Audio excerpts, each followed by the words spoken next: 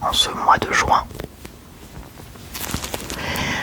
Je suis tellement heureuse de vous revoir sur YouTube puisque je n'ai pas filmé de vidéo. Alors pour vous, ça fait 2 semaines que vous n'avez pas eu de vidéo.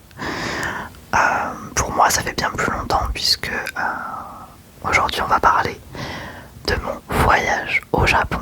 Je m'excuse par avance pour le cadre qui n'a aucun sens. Comme on est revenu il n'y a pas longtemps, mon copain a un peu mis tous les trucs qu'il avait du Japon un peu en bazar derrière. J'ai une tête fatiguée comme pas possible parce que je viens de me réveiller et j'en ai profité qu'il soit parti faire des trucs dehors pour que je puisse filmer sans bruit, etc. Donc aujourd'hui, vidéo blabla, voilà, avec un petit squishy. J'ai préparé ma vidéo parce que il y avait quand même quelques personnes qui m'ont posé des questions, donc c'est un mélange entre la réponse à vos questions FAQ et des trucs que j'ai rajoutés pour vous parler un peu en globalité du voyage, de comment ça se passe, des tarifs, des activités, de ce qu'on a fait, etc. La prochaine vidéo, je vous le dis, ce sera le haul, voilà, parce que je voulais pas que cette vidéo dure 15 ans non plus. Voilà, donc je vous dis, je vous expliquerai tout ce qu'on a ramené du Japon, je vous montrerai les principaux souvenirs. Donc voilà, j'ai ma petite feuille où j'ai tout marqué. Donc on va commencer par le premier truc, c'est combien de temps on est parti. On est parti du 12 au 28 mai. Donc en gros 15 jours. On est arrivé là-bas le 13 puisqu'avec le décalage horaire et les 18 heures de vol, forcément on arrive un jour après et on est reparti du coup le 27, donc on est arrivé ici le 28 mai.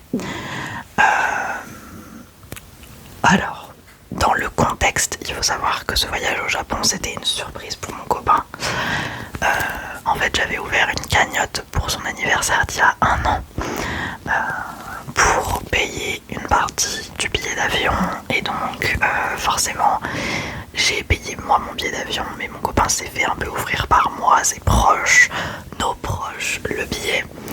Donc on avait à peu près 8 mois pour préparer le voyage et moi ça faisait déjà plus d'1 an et demi que je préparais ce voyage, donc c'était quand même préparé à l'avance. Donc voilà. Au niveau de l'itinéraire, on a fait en tout 1, 2, 3, 4, 5 villes parce que 15 jours ça passe vite, donc il y a pas mal de choses qu'on n'a pas eu le temps qu'on n'aurait pas eu le temps de faire, qui étaient trop loin. Je vous en reparlerai après, mais globalement tout s'est bien déroulé. Donc on est parti 3 jours à Tokyo, puis 4 jours à Osaka. Après on est allé à Kyoto 3 jours. Et après on a fait donc une excursion quand on était à Kyoto d'une journée à Nara. Et après on est revenu à Tokyo pour la fin de notre voyage, les 4 derniers jours. Et on avait une excursion notamment un jour à Kamakura. Au niveau du vol, je pense que je vais essayer de vous mettre des chapitres pour que vous voyez un peu s'il y a certains points que vous voulez aller en particulier. Donc on est parti avec la compagnie Air China. On avait en tout 18 heures de vol, donc aller-retour. À l'aller on avait 4 heures d'escale à Pékin et au retour on a eu 2 heures d'escale.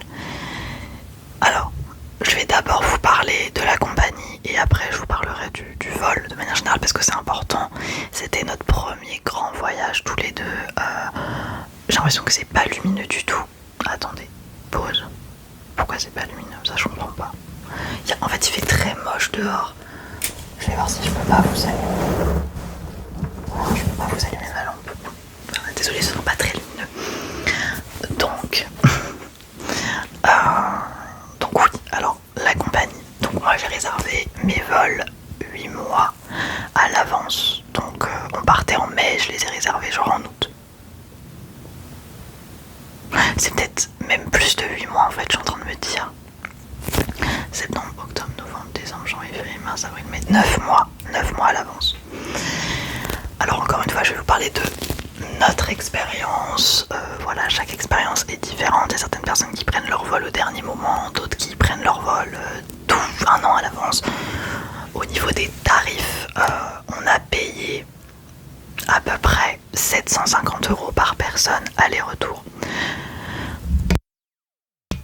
Ce qui n'est pas énorme, hein, parce qu'en fait t'as une escale et c'est quand même une compagnie dite low cost. On n'est pas parti avec Air France par exemple. Donc effectivement, voilà, c'était... J'avais aucun avis sur la compagnie quand je suis partie. Beaucoup de gens disaient que c'était infâme et tout. Franchement, on n'a eu aucun problème. On est revenu avec 5 bagages, dont 3 en soute. Ils n'ont pas été perdus, ils ont été assurés complètement, même pendant l'escale. Je suis désolée pour le bruit de mes voisins. Franchement, la compagnie, rien à dire. La nourriture était bonne, puisque quand vous êtes en long courrier, en fait, forcément, en fait, vous avez des repas. Donc, nous, on avait eu à peu près 3 repas en tout sur nos voyages. 3-4 repas sur les 2 vols. Donc, franchement, on a plutôt bien mangé. C'était un peu nourriture chinoise, etc. Mais franchement, c'était hyper bon. Enfin, après, moi, je suis pas quelqu'un de très difficile, donc voilà. Alors certes, c'était très long, je vais pas vous mentir, mais bon, en même temps, le Japon, c'est loin, donc forcément, ça nous a paru un peu long. C'est surtout le retour qui était interminable. Donc voilà. Le seul point négatif, je dirais, de Air China, c'est que pour faire l'enregistrement, tu te démerdes. En fait, pour faire l'enregistrement en ligne, c'est une galère. Moi, on n'a pas réussi du tout. Et puis de toute façon, au retour, on avait nos bagages, donc dans tous les cas, on devait les enregistrer. Mais pour le coup, allez à l'enregistrement, partez 3 heures avant votre vol, comme ça vous êtes sûr que vous pouvez vous enregistrer tranquillement. Voilà. Et j'avais eu une question d'ailleurs par rapport à est-ce que c'est nous qui avons préparé notre voyage, etc. Oui, on n'est pas passé par une agence de voyage. Voilà, si c'était la question. On a tout fait de A à Z nous-mêmes avec des mois et des mois de réflexion, etc. Même si moi j'avais pu un peu regarder pour le planning, il y a plein de choses qu'on a changé ensemble. Donc voilà. Pour le programme, je crois qu'on avait à peu près fait le programme 6 mois à l'avance, juste pour savoir les villes, etc. Ensuite, oui, donc le vol, voilà, 18 heures de vol. Je vous avoue que l'escale à Pékin, elle a un peu piqué, parce que autant pendant les 4 heures, moi j'ai dormi, j'étais complètement crevée du vol Paris-Pékin. Donc à l'aller, en vrai, c'est passé vite. Mon mec, il allait chercher à manger, il avait sa vie dans l'aéroport, et moi, j'ai dormi à l'aéroport sur les chaises. Par contre, le retour, je m'attendais à ce que ce soit moins relou, parce que c'était que 2 heures d'escale.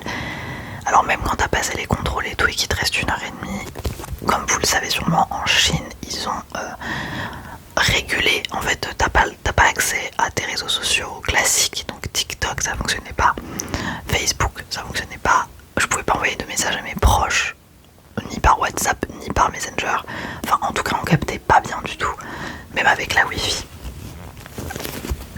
Donc c'était un enfer pour ça, parce que c'est très long le temps, et du coup j'avais pas non plus, même si j'avais téléchargé mes épisodes de série par Disney+, j'avais pas accès à l'appli, voilà, donc ça c'était un peu relou. Et du coup voilà, c'est le seul truc relou de l'escale à Pékin. Je sais qu'il y a certaines personnes qui partent de Francfort, ça peut être pas mal. Voilà, moi je vous conseille, si vous pouvez partir de Francfort, partez de Francfort, parce que je crois que vous avez l'escale ailleurs. Bref. Ensuite, au niveau du logement, là il y a plusieurs teams. Je suis désolée, j'arrête pas d'avoir une toux infâme. Donc, pour le logement, il y a la team. On fait des auberges de jeunesse, on fait des hôtels capsules, pour faire vraiment un voyage le moins cher possible, en tout cas au niveau du logement. Alors moi, c'était pas envisageable, parce qu'on part du coup en couple, et du coup les auberges de jeunesse, je me suis dit, si c'est pour mal dormir et tout, qu'il y ait plein de monde, que ce soit des dortoirs et tout, j'avoue, on a abandonné l'idée de l'auberge de jeunesse, mais c'est vrai que c'est méga avantageux si vous partez entre potes ou seul ou en famille, ça peut être pas mal, ou même en couple, hein. Il y a des couples qui vont en auberge de jeunesse, mais c'est vrai que nous, on voulait un peu l'intimité aussi. Donc voilà. Les hôtels capsules, moi je suis claustrophobe, mais vraiment, alors les ascenseurs ça va, mais encore ça dépend lesquels, mais moi dormir dans une capsule, pour ceux qui voient pas trop ce que c'est les hôtels capsules, c'est vraiment, vous êtes dans des compartiments, et vous avez chacun un compartiment, et ça fait genre quelques mètres carrés, donc faut pas être claustro, clairement, mais c'est hyper pratique parce que vous avez les douches, souvent c'est 30 euros, 20 euros la nuit, c'est que dalle, mais c'est vrai que moi je pouvais pas, physiquement je pouvais pas, donc même s'il y a des capsules un peu plus grandes et tout, j'ai dit non, voilà. Donc on a pris des Airbnb, donc à Tokyo, à Kyoto et à Osaka, on a pris des hôtels, ça nous a coûté environ 500, enfin en tout pour 2 personnes, on a payé 1100 euros les nuits, donc en tout ça fait à peu près 500 euros par personne. C'est cher, mais franchement on s'y est pris 5-6 mois à l'avance. Prenez-y vous quasiment quand vous avez pris vos billets d'avion, je vous le conseille, plus tôt vous faites et mieux, parce que si vous partez en période un peu pleine comme nous, c'est-à-dire au mois de mai, même si c'était après la Gold Week, etc. Je crois que ça s'appelle comme ça. Oui, c'est la Gold Week, il me semble. Bref, la Golden Week. On est arrivé après, y avait quand même beaucoup de monde et ça, les prix au mois d'avril, mai, mars, avril, mai sont infâmes. Donc voilà, et évidemment, on avait pris, comme on fêtait nos 6 ans, en fait on les a fêtés en janvier, mais on s'était dit, viens, on se fait un chica hôtel 4 étoiles avec onsen privatif et tout à Osaka. Donc on avait une nuit à Osaka où on était allé dans un hôtel de fou. On avait payé je crois 200 euros la nuit. Voilà. Au niveau des quartiers, alors ça c'est mon copain qui a géré. On s'est beaucoup basé sur les vidéos YouTube, TikTok, sur le routard aussi, on a le guide du routard qu'on a acheté évidemment, pour savoir dans quel quartier aller. Au niveau des quartiers, donc à Tokyo, on était au niveau d'Ikebukuro, donc c'est un quartier qui est assez calme, il y a beaucoup de gens qui travaillent, etc. Donc c'était cool, mais le soir c'était très actif, les restos étaient ouverts tard, pas mal de jeunes, etc. Mais c'est vrai que c'était vraiment un super quartier qui est pas ultra connu au niveau touristique, et du coup c'était trop agréable. Pour le coup ça c'était trop bien. J'ai adoré notre petit hôtel, qui était petit mais qui était vraiment très bien. Il faut savoir qu'au Japon, les hôtels sont minuscules, vraiment vos chambres d'hôtel sont toutes petites, donc faut bien faire gaffe, regarder les dimensions, parce que quand tu te trimbales avec 3 valises en dessous, je peux te dire que ça prend de la place, et tu peux même parfois même pas ouvrir tes valises. Nous on s'en est bien sortis, mais on a eu chaud quand même. À Osaka on a pris quand même, du coup, à part l'hôtel de ouf là, on a pris un Airbnb à Tontobori. Donc c'est un des quartiers les plus connus d'Osaka, qui est sur une ligne de métro. Incroyable, vraiment incroyable, j'ai ultra kiffé, c'était génial. Tontobori, vraiment trop chouette. Voilà. Je vais essayer de vous monter cette vidéo pour qu'elle sorte dimanche, donc ce soir, et je vous ajouterai peut-être des petites photos par-ci par-là de ce que je vous illustre, parce que sinon vous allez pas trop, vous allez juste m'entendre parler, vous aurez pas trop de photos quoi. Je sais pas si le vlog, je fais une petite aparté, sortira tout de suite, parce qu'en fait on a vlogué avec mon copain, mais le temps de monter le vlog, etc., ça va prendre énormément de temps. Donc ça sortira peut-être ou pas, voilà. Excusez-moi pour le bruit que je viens de faire, c'est hyper désagréable. Donc à Kyoto, on a pris un hôtel à 10 minutes de la gare. Alors, autant d'habitude, j'aurais tendance à vous dire, prenez des hôtels ou des Airbnb, des logements à côté des lignes de métro, vraiment. En fait, le Japon c'est très grand, donc vraiment essayez un maximum de prendre à côté des lignes de métro parce que vous allez faire parfois plusieurs, genre 30-40 minutes en métro. Et Kyoto fait partie des villes où en fait à côté de la gare il n'y a pas grand chose. Donc on a un peu regretté à Kyoto de ne pas être allé peut-être dans un quartier un peu atypique, peut-être un peu plus loin que de la gare de Kyoto même, parce que notre hôtel était hyper bien mais c'était hyper excentré. À chaque fois il fallait prendre le métro, le bus pour aller voir les temples, il fallait... Voilà, et ça te fait perdre énormément de temps. Donc Kyoto, on n'était pas méga bien placé finalement, mais bon, l'hôtel était très bien. Donc ouais, Kyoto, génial. Franchement, j'ai kiffé Kyoto. Je pense que j'ai eu une préférence pour Osaka, mais je vais vous expliquer après pourquoi. Et ensuite, quand on est revenu à Tokyo, parce qu'en fait, ah oui, je vous l'ai pas dit ça, mais en fait, on est arrivé et on repartait de l'aéroport de Narita. C'est aussi pour ça que nos billets d'avion étaient moins chers que Haneda, puisque à Tokyo, tu as deux aéroports, tu as Haneda et Narita. Haneda, c'est celui qui est le plus proche en fait. Je crois que tu as genre même pas 20 minutes de train peut-être. Et en fait, Narita est un peu plus loin, mais je suis pas forcément d'accord sur les gens qui disent arriver absolument à Haneda. Narita, c'est l'enfer. On est arrivé à Narita. Les gars, vous prenez un car ou un train pendant 30-40 minutes et vous êtes à Tokyo. Genre nous, notre quartier c'était Ikebukuro. On était à 2 pas du car, enfin du bus, là où ils nous avaient arrêtés. Donc très honnêtement les zouzous, non, Narita n'est pas un mauvais aéroport, bien au contraire. C'était hyper clair, on est arrivé, on a demandé notre chemin et tout. Et c'est pas à 2 heures de Tokyo. Après oui, ça dépend peut-être de où vous logez la première fois à Tokyo, mais bon.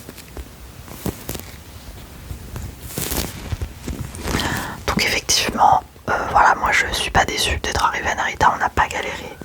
Et je crois que c'était à peu près 13 € le ticket par personne. Voilà, de bus. Alors évidemment, vu qu'après on avait des excursions à Nara et Kamakura, là on n'avait pas pris de logement, voilà du tout, parce que c'était une journée. Ensuite, au niveau des activités, on a fait énormément de choses. Déjà on a beaucoup visité évidemment. Il y a tellement de choses à voir, de rues à voir, de choses à faire, c'est assez impressionnant. On a fait beaucoup de temples, notamment à Kamakura et à Kyoto. Oula, il y a ma chaise qui grince.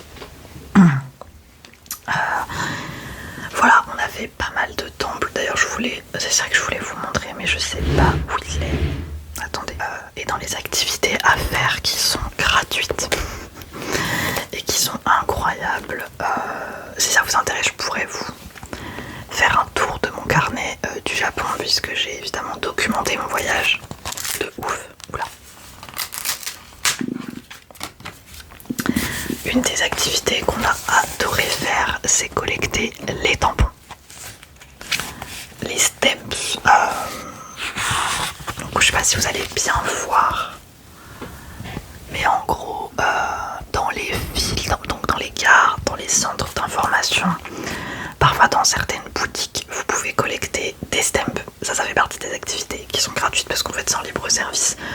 Parfois il faut juste demander le tampon, mais la plupart du temps c'est en libre service. Et du coup on en a collecté un sacré paquet dans toutes les villes qu'on a faites. Donc je vais pas vous spoil parce que peut-être que je vous ferai une vidéo là-dessus, mais vous voyez par exemple là, tampon One Piece absolument incroyable. Voilà. Donc c'est trop bien, franchement. Alors c'était un peu la chasse, hein, parce que du coup, parfois les tampons étaient pas très faciles à trouver, même si on avait l'appli et tout pour trouver les tampons. L'appli c'est Stamp Quest pour ceux qui veulent savoir. Mais en fait les gares sont tellement grandes que parfois tu peux marcher 40 minutes pour le trouver. Donc voilà, j'aime d'amour cette double page sur Kamakura. J'adore, donc il y a Kamakura et il y a Tokyo, voilà. Donc à l'occasion, je vous ferai un tour de ce magnifique carnet qui regorge de choses à voir, et notamment de tampons du coup. Voilà, on s'est beaucoup baladé dans les jardins, dans les dans les... On a fait beaucoup de shopping et je vous avoue que les premiers jours...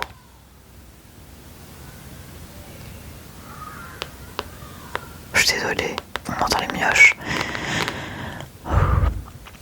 On a fait énormément de shopping. Je reviendrai par la suite sur le tarif, combien notre voyage nous a coûté, tout simplement parce que je pense que ça vous intéresse.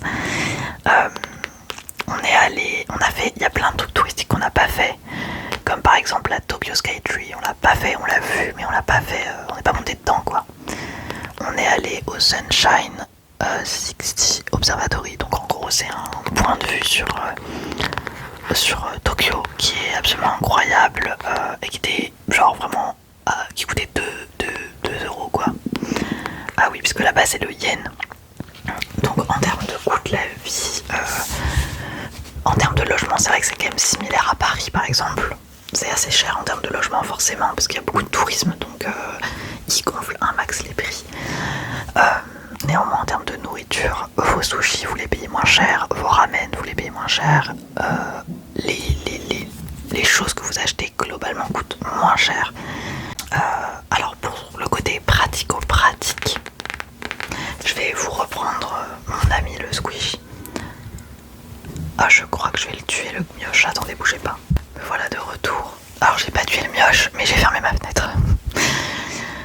Je sais plus ce que je vous disais, donc oui, pour au niveau pratico-pratique, moi ma banque me faisait quand même des sacrés frais à l'étranger. Voilà, j'ai une banque un peu toute pourrie, donc du coup, malheureusement, j'ai dû prendre une carte Revolut. Bon, vous savez, c'est pas sponsorisé ou quoi, cette vidéo de toute façon, mais j'ai pris la carte basique et je crois que c'était à partir de 1000 euros où je commençais à avoir 1% de frais. Mais la carte, si vous prenez la carte, je crois argent ou gold, je sais plus, vous avez vraiment 0 frais. Donc j'ai eu 0 frais jusqu'à peut-être 8-9 jours de mon voyage. Bon, pas très grave, j'avais un peu de budget, donc ma carte Revolut elle m'a vraiment sauvé la vie. En plus t'es déduit directement et t'as pas de frais par rapport notamment au fait que ce soit en yens, et ça c'est très agréable franchement. Donc voilà, au niveau donc de la nourriture, on s'est régalé, franchement c'était très bon. Les sushis, les ramen, tout ce qu'on connaît en France c'est très bon là-bas. Qu'est-ce que je peux vous dire d'autre? Voilà, on a mangé certaines spécialités comme les brochettes de poulpe, ça c'était assez bon aussi.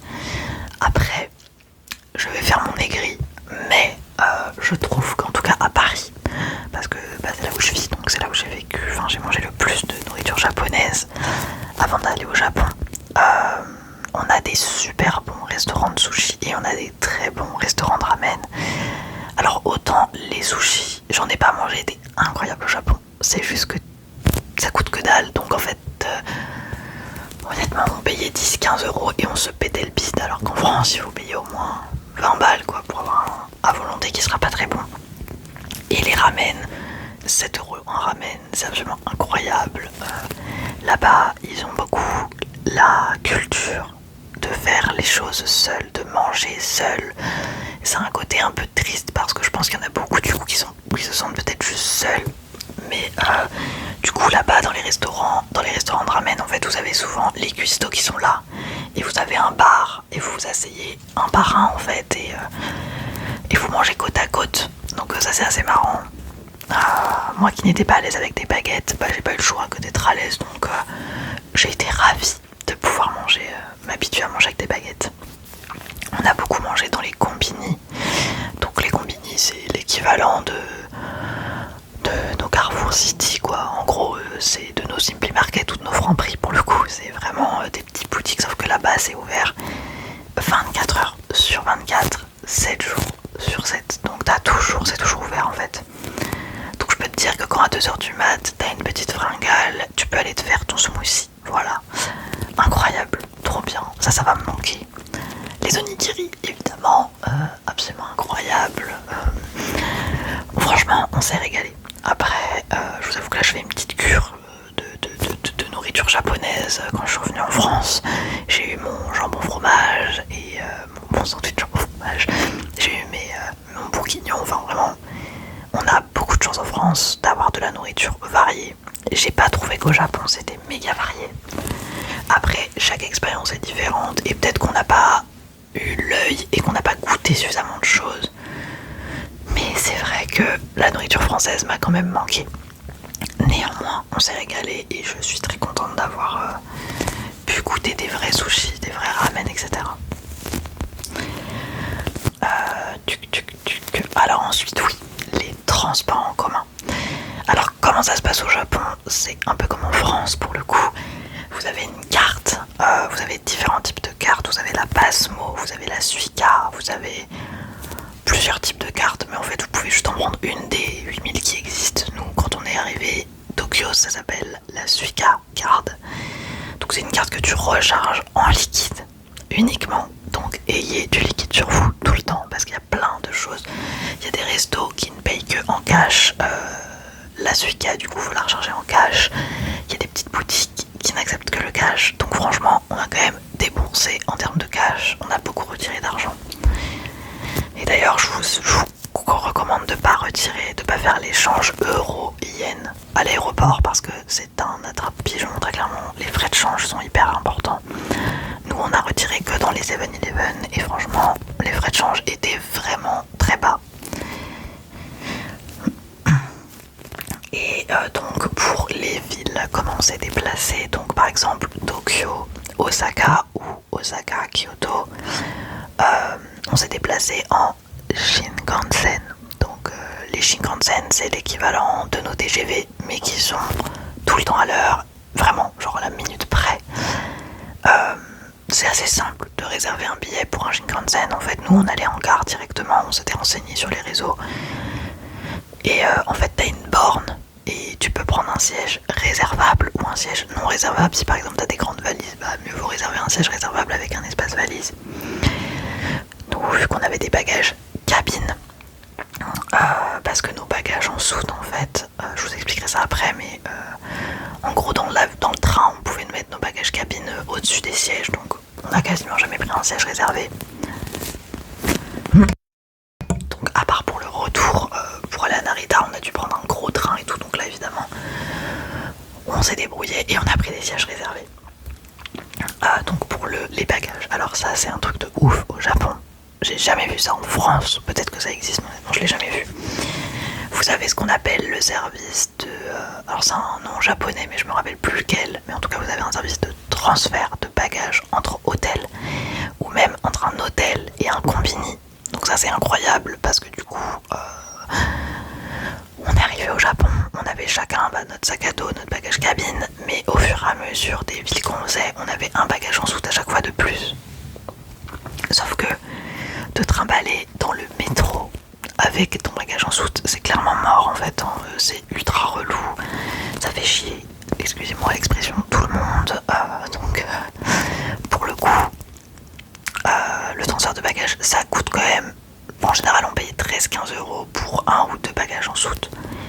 Et le lendemain, ton bagage du coup arrive à ton hôtel ou arrive à ton combini. Alors nous on avait que entre hôtels, du coup on s'est débrouillé, mais du coup franchement c'était génial, ça nous a grandement dépanné et nos bagages sont arrivés entiers. On a juste perdu, ils ont juste perdu nos étiquettes à bagages qui devaient être un peu mal accrochées, mais bon, pas très grave. Donc voilà.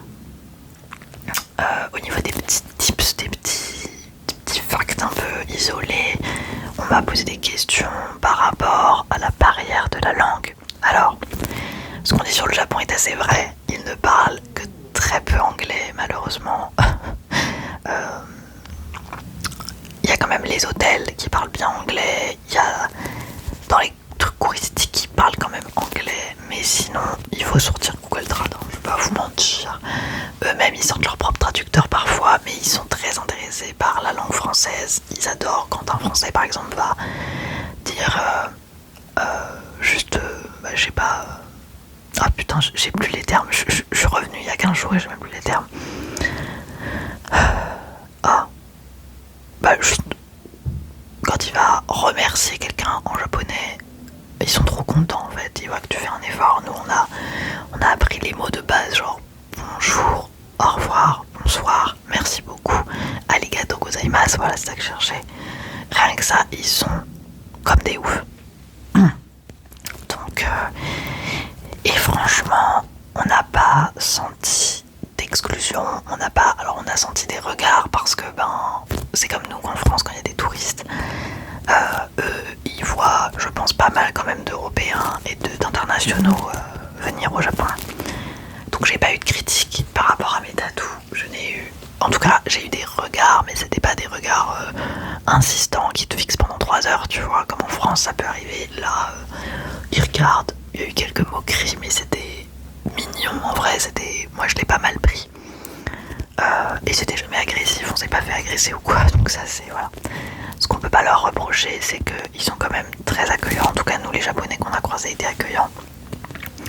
Quand tu leur dis I am French, ils disent French, Paris, Mbappé, enfin vraiment. Ils aiment beaucoup la France, ils aiment la culture française. On a un peu discuté avec certains locaux, pas énormément mais un petit peu quand même.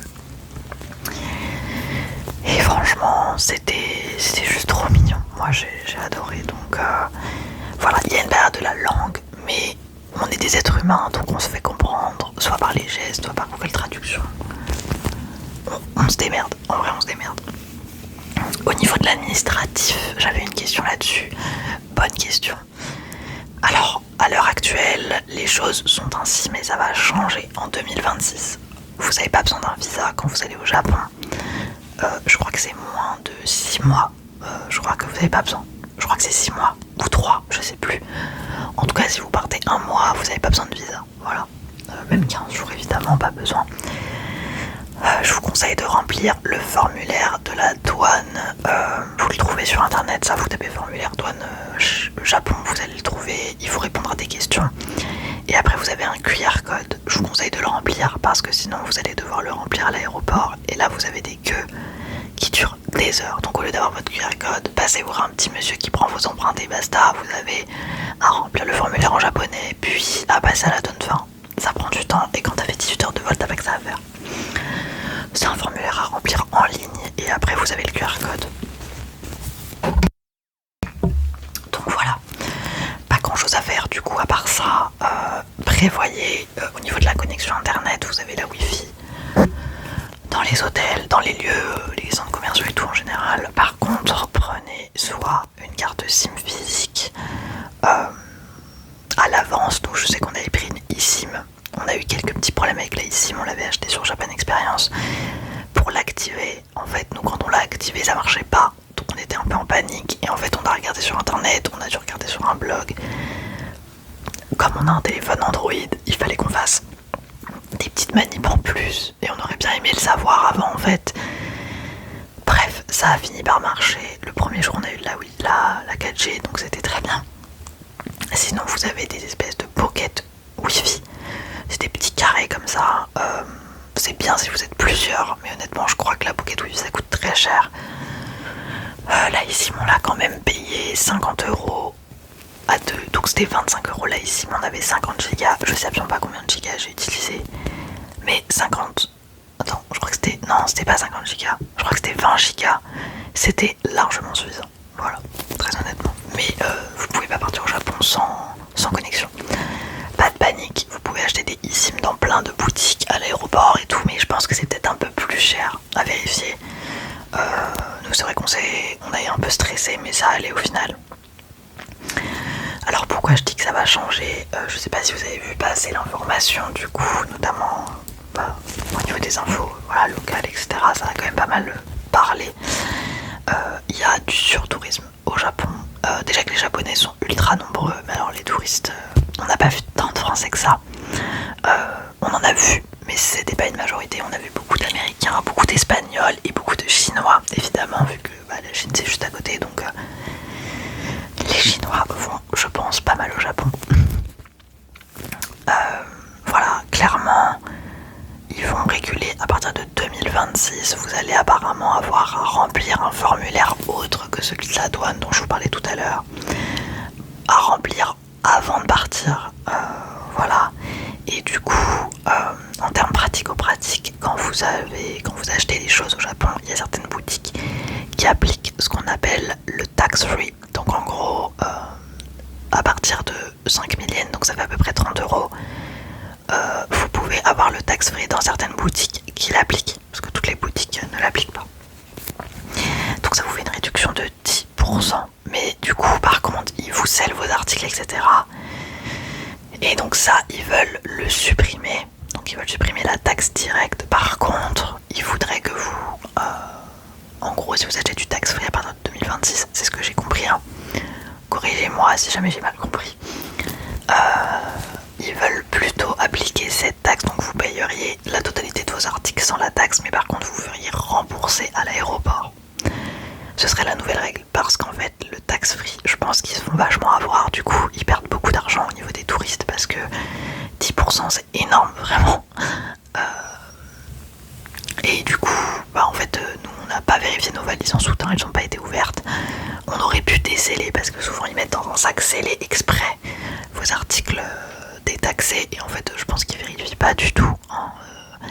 C'est en fait, ils vous scellent certains articles pour éviter, je crois, en gros, vu que c'est fait pour être exporté, c'est pour éviter de les laisser au Japon. Bref, renseignez-vous si vous voulez partir en 2026, parce que les règles vont un peu changer. Je sais pas s'ils vont limiter drastiquement le tourisme, mais bon. Et je crois qu'ils veulent augmenter un peu les tarifs de tout, évidemment. Donc je pense que 2025 c'était vraiment l'année où il fallait partir avant les trucs de changement. Après on pourra toujours partir au Japon, ça changera pas, mais voilà. En tout cas pour ça, surveillez, renseignez-vous. Voilà. Au niveau du budget, on va peut-être parler de budget maintenant, parce que je pense que ça vous intéresse. Je vous ai parlé un peu des tarifs, etc. Encore une fois, je vous le rappelle, je vous mets des gros guillemets. Le budget que nous on a établi, c'est un budget sur lequel on a fait des économies pendant 1 an. On sait pas si on retournera au Japon, mais on s'est dit que peut-être on ira une seule fois dans notre vie, donc il fallait marquer le coup.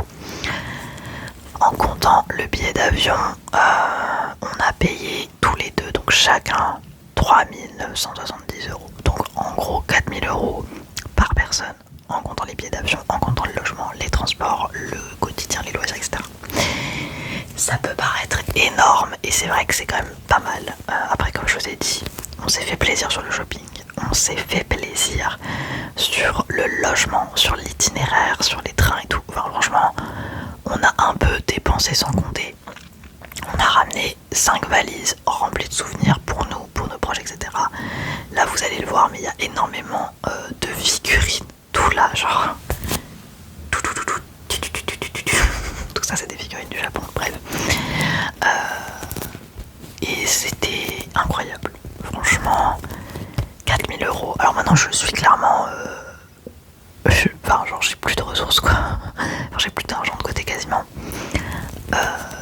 Mais je m'attendais à ça, honnêtement, dans les vidéos qu'on avait vues, enfin que j'avais vues. On avait vu pas mal de vidéos de gens qui étaient au Japon, des proches et tout. Ils ont bien compté 4 000 balles. Alors après, vous pouvez largement dépenser moins et vous pouvez largement dépenser plus. Encore une fois, ça dépend du temps que vous partez.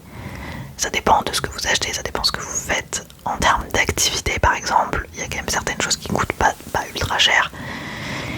Mais il y a d'autres choses qui coûtent cher, comme par exemple Disney Sea.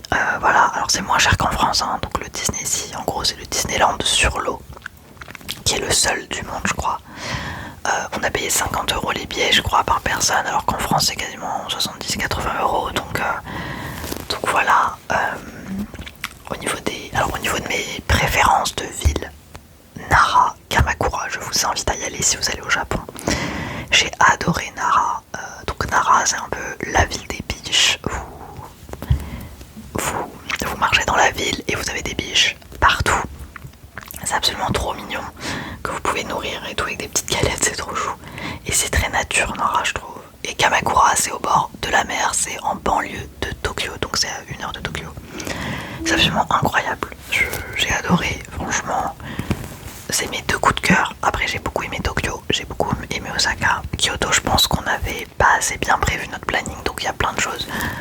On a fait Gion, donc la ville avec notamment le nom, beaucoup de geisha, etc. Mais bon, c'est vrai que Kyoto n'a pas été un coup de cœur, mais je pense qu'il faut vraiment mieux préparer Kyoto. Comme je vous l'ai dit, tout est un peu explosé, donc il faut pouvoir prévoir. Je suis désolée pour les bruits de mes voisins. Donc voilà, gros coup de cœur pour Nara et Kamakura. Sakura, ça faisait partie des villes que je voulais faire. Après, en conclusion, est-ce que je retournerai au Japon? Si j'y retourne, je ferai peut-être pas les mêmes villes, c'est même sûr. J'aimerais beaucoup faire un peu l'autre versant du Japon, notamment tout ce qui va être Hiroshima, dans un tout autre style Okinawa, l'île paradisiaque de Okinawa, j'aimerais beaucoup. Et puis Hiroshima pour son histoire, pour le côté très particulier je pense, pour le côté un peu plus historique aussi. Voilà, le côté un peu plus sauvage on va dire du Japon, j'aimerais beaucoup. Donc quand vous voyez la carte du Japon, nous on avait vraiment Tokyo, Kyoto, Osaka, Nara, Kamakura, bon tout ça c'était dans le même coin. Et après t'as tout le reste, toute la partie sud du Japon qu'on n'a pas faite forcément. Pour ceux qui se posent la question, est-ce que le JR Pass vaut le coup? Alors nous on avait demandé à ChatGPT, voilà. Clairement non, pour 15 jours le JR Pass valait pas le coup. On faisait pas suffisamment des villes loin les unes des autres pour avoir à payer le JR Pass. Ah oui, je vous ai pas expliqué ce que c'est le JR Pass pour ceux qui ne savent pas. En fait c'est un peu la carte, une carte de transport qui te permet de prendre en illimité les Shinkansen, les métros je crois, les trains locaux etc. Mais qui coûte extrêmement cher depuis 2024, voilà, ils ont triplé, doublé les prix, donc du coup, ça ne vaut plus trop le coup pour certains voyages. Je pense que si vous partez 3 semaines, renseignez-vous pour savoir si le JR Pass peut valoir le coup, en fonction de ce que vous faites, hein, voilà. Je pense, de mon avis personnel, que c'est bien de pas juste faire Tokyo par exemple. Moi j'ai des copains qui sont partis une semaine à Tokyo. Tokyo c'est immense, c'est vraiment immense. Ça fait 6 fois la taille de Paris je crois, donc c'est... On a fait nous les quartiers qu'on voulait. Mais honnêtement j'étais contente de bouger de Tokyo parce que c'est là où il y a énormément de monde. Il y a énormément de boutiques, t'es énormément sollicité tout le temps.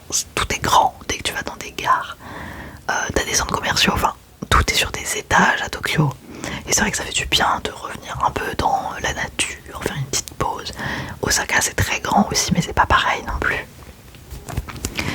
Et c'est vrai que voilà, je conseillerais pas forcément de faire que Tokyo, mais après chacun voyage comme il le souhaite et moi je vous donne juste mon avis personnel sur ça. On avait vraiment bien ficelé notre voyage. Le seul petit bémol qu'on a eu c'est que on n'avait réservé aucun restaurant. Quelle fut pas notre erreur parce que franchement même les petits restaurants de rue connus que des japonais et tout, il fallait faire la queue pendant parfois 1 heure. Et ça c'est vrai que c'est un truc du Japon qui nous a vraiment choqué, c'est que pour tout et n'importe quoi tu dois faire la queue pour les toilettes dans le métro, tu dois faire la queue pour un ascenseur, tu dois faire la queue. Il y a certaines choses qui sont semblables à la France mais faire la queue pour absolument tout. À Disney Sea, tiens bon exemple, à Disney Sea on a regardé là les timers sur Disneyland Paris. Maximum j'avais vu 90 minutes pour les attractions les plus hype comme les trains de la mine, ce genre de choses. À Disney Sea les gars vous êtes à plus de 280 minutes, parfois 230 minutes, 260 minutes. On a pris énormément de fast-pass à Disney Sea parce qu'on n'en pouvait plus en fait de faire 3 heures de queue pour une attraction qui dure 3 minutes. Voilà, exemple de on fait la queue tout le temps, tout le temps, tout le temps. Donc voilà, il faut dire le point positif et le point négatif, c'est important je pense. Je n'ai pas eu trop, je vous en parlerai peut-être dans une autre vidéo de mon ressenti post-Japon parce que cette vidéo c'était vraiment quelque chose de très factuel au niveau des ressentis etc. Je vous en parlerai peut-être plus quand j'aurai pris un peu de recul parce que là ça fait que 1 semaine et demie, 2 semaines que je suis rentrée. Oui, 1 semaine et demie on va dire, donc c'est un peu récent encore mais voilà je continue de faire une vidéo make-up tranquillement et je pense que je vous en parlerai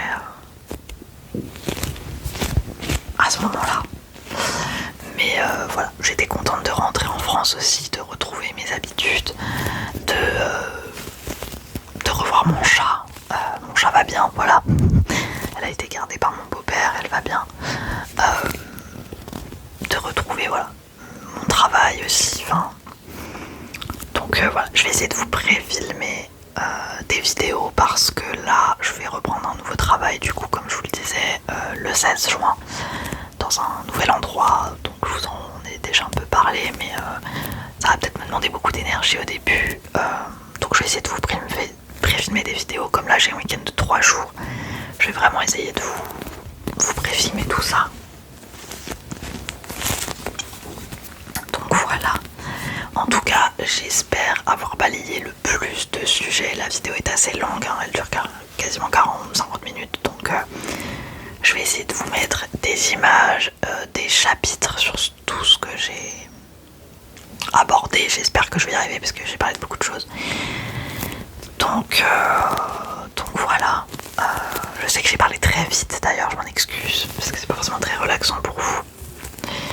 J'espère en tout cas quand même que ça vous aura éclairé. Vous aurez d'autres vidéos comme je vous ai dit qui vont arriver. Et puis voilà. Je suis très contente de revenir sur YouTube. Et on se retrouve du coup la semaine prochaine. Normalement pour la vidéo haul. Sauf si le programme a changé. En tout cas, je vous fais d'énormes bisous. Si jamais il y a des choses auxquelles je n'ai pas répondu, n'hésitez pas à me laisser un petit commentaire. Voilà, je pourrais soit y répondre dans une autre vidéo, soit vous répondre en commentaire directement. Donc en tout cas, je vous fais d'énormes bisous. Et on se dit à très bientôt sur la chaîne ASMR. Bisous.